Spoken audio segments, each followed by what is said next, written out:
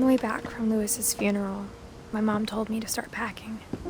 She waited until the day before we left to tell Edie. I'm not sure if she wanted to make it easier or harder.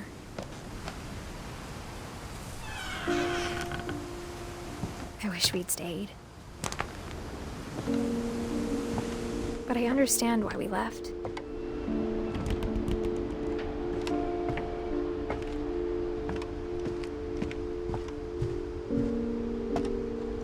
My mom ended up leaving everything behind.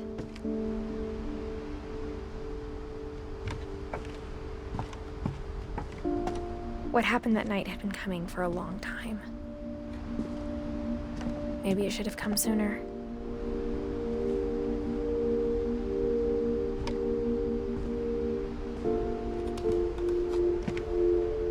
But it had to end one way or another. All that's left now is to tell you about that last night.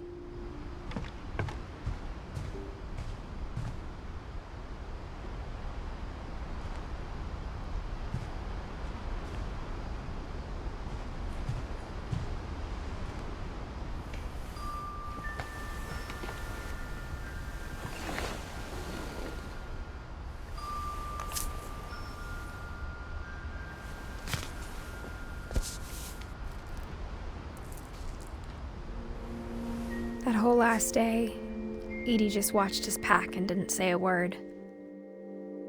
Until supper, when she raised her glass and said, "To our final night together, and all our final nights apart." Grandma, you know what I said about alcohol. Some of your medications are very Edith, specific. I left a present for you in the hallway. Why don't you go open it? The grown-ups have to argue now. I'm sorry, you're right. We're all leaving tomorrow. Let's just enjoy our last... I'm not leaving. Edith, you're excused.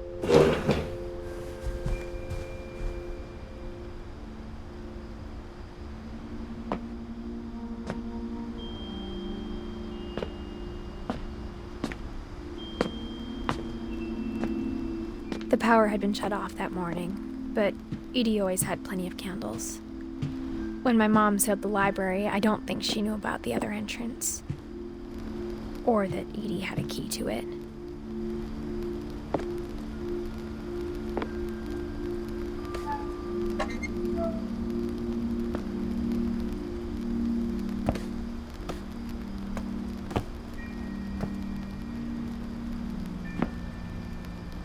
The thing you're afraid of isn't going to end when you leave the house. Edith has a right to know these stories. My children are dead because of your stories. I think it's best if Edith and I leave tonight. We'll have the nursing home send a van for you in the morning, okay?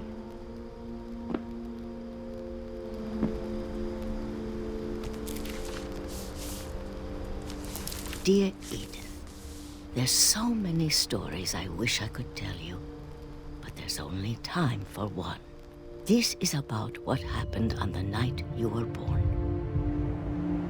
That night, the tide went way, way out. It was the first and last time I ever saw the old house aground. There'd been an earthquake out in the middle of the ocean. They called it the lowest tide in 1,000 years. God, it smelled awful. You know, I've seen that house every day of my life.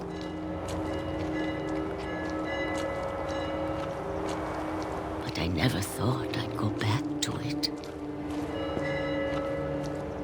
When the fog rolled in, I lost my way.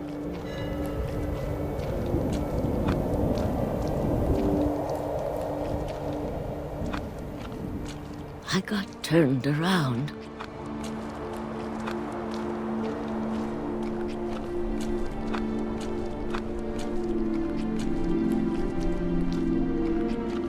For a while, I wandered.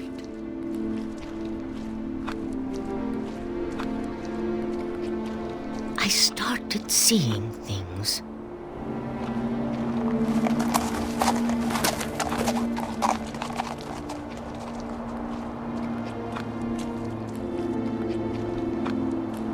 things I'd forgotten had ever existed.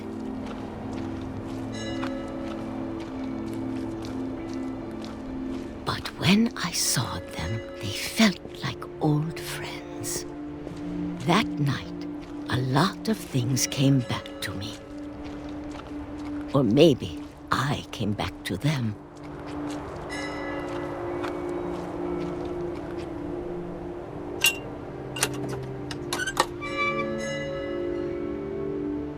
Things I can't explain, but that I need you to try and... Edith, what are you doing in here?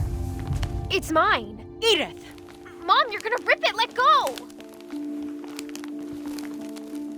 I kicked and screamed, but Mom dragged me to the car. I never saw Great-Grandma Edie again.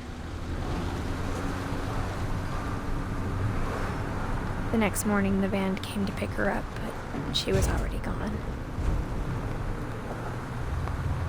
After that, we moved around a lot.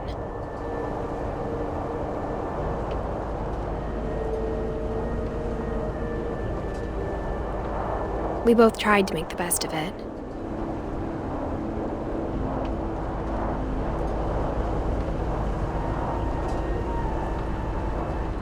A few years went by.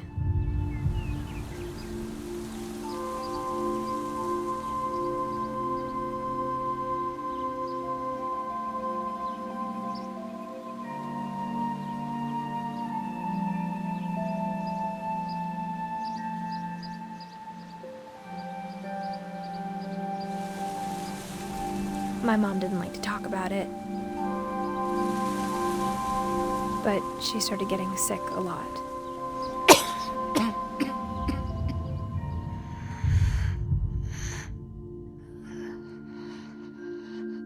She got better for a while, and then she didn't. And then I was alone. The last Finch left alive.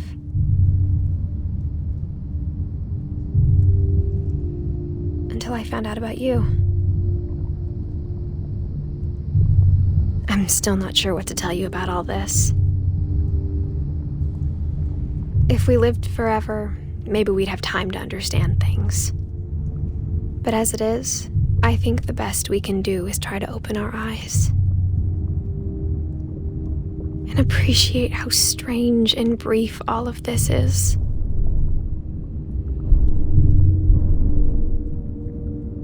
This journal was supposed to be for you, but now I hope you'll never see it. I just want to meet you and tell you all these stories myself. But I guess if you're reading this now, things didn't work out that way.